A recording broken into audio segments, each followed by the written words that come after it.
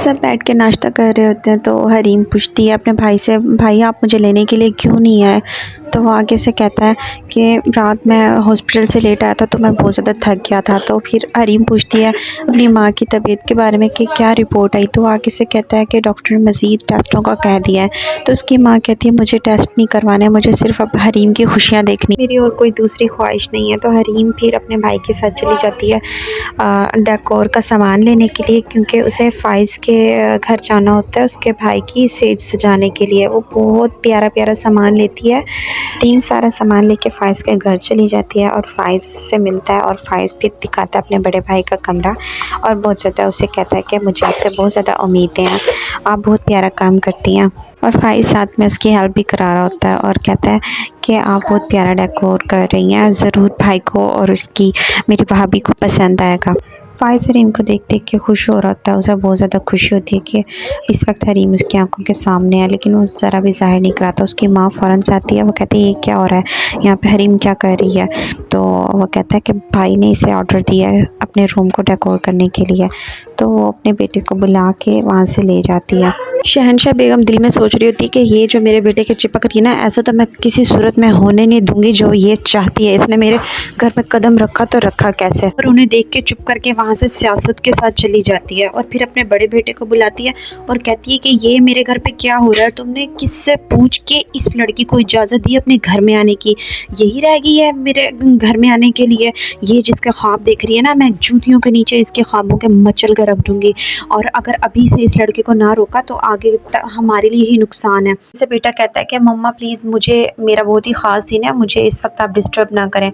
तो उसी तरह फ़ाइज़ बहुत ज़्यादा खुश हो रहा है हरीम को देख देख के। वो इतना प्यारा डेकोर कर रही होती है। नासिर की अम्मा आ जाती है अपनी बेटी के साथ इनके घर, हरीम के घर, और मिठाई लेकर आती है। कहती है कि मैं तो भाई इस वक्त डेट फिक्स करके ही जाऊंगी। शहनशाह बेगम अपने फ़ाइज़ बेटे को बड़ी सियासत के साथ भेजती है अपनी होने वाली बहू के घर। कहती है कुछ सामान है उनके घर छोड़ कर आओ। जैसे वो हरीम को बुलाती है और हरीम से कहती है ये क्या तुमने, ये सस्ता सा डेकोर तुम्हारा यहाँ पे नहीं चलने वाला, ये क्या तुमने डेकोर किया है। वो उसके सारी मेहनत को एकदम से खींचती है, नोच नोच के सारे फूलों को गिरा देती है और कहती है यहाँ से चलती बनो, तुम जैसे सोच रही हो ना ऐसा कुछ नहीं होने वाला।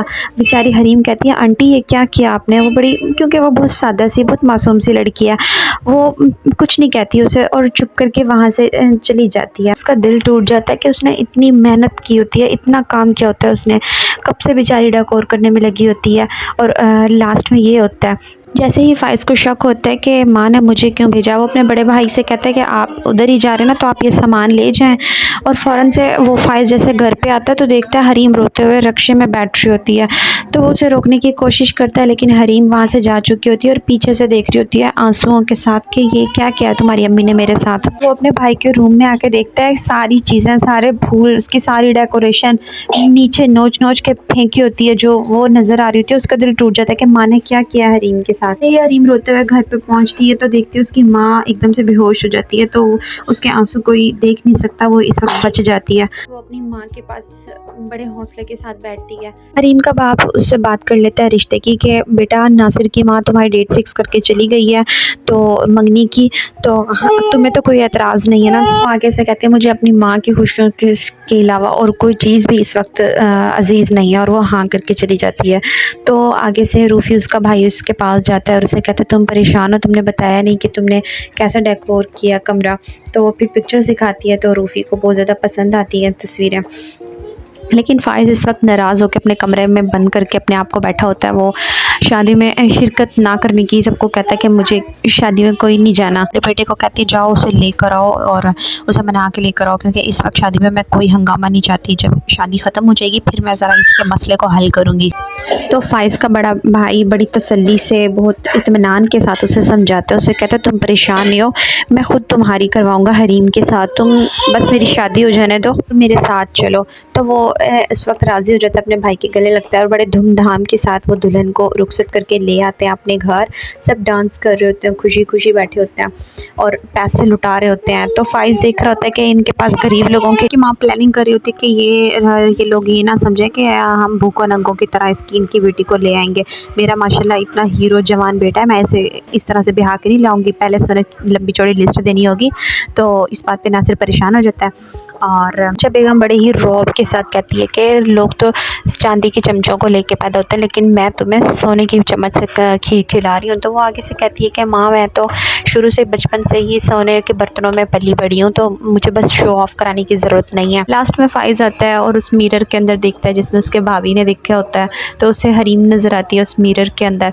तो और साथ में ही उसे नीचे टेबल के नीचे से 5000 का नोट दिखता है और वो कहता है कि माँ कितनी वो है कि गरीब लोगों के लिए 1 रुपया नहीं निकलता, और वैसे फालतू में अपने रौब को दिखाने के लिए कैसे पैसे लुटाते हैं। दूसरी तरफ हरीम को पता चल जाता है अपनी माँ की बीमारी का, और वो अपने भाई से कहती है कि अब हम क्या करेंगे, माँ का इलाज लाजमी करवाना है हमने, चाहे कुछ भी हो जाए ऑपरेट लाजमी करवाएंगे हम। तो उसका भाई कहता है जी बिल्कुल, हम ये आखिरी कोशिश ज़रूर करेंगे। और दूसरी तरफ अभी नई नई दुल्हन आई है बड़े भाई की, तो वो कहती है कि तुम देखो तुमने अब ऐसे नहीं रहना, पहले तुम्हारी ज़िंदगी थी वो अलग थी, लेकिन अब हमारी ज़िंदगी अलग हो गई है। तो तुम ये नहीं करना टिपिकल मर्दों की तरह कि भाई ऑफिस में से देर देर बाद आना और फिर आते ही अपनी माँ के पास बैठ जाना। से इन सब बातों का वादा ले लेती है बहुत ही चालाकी के साथ।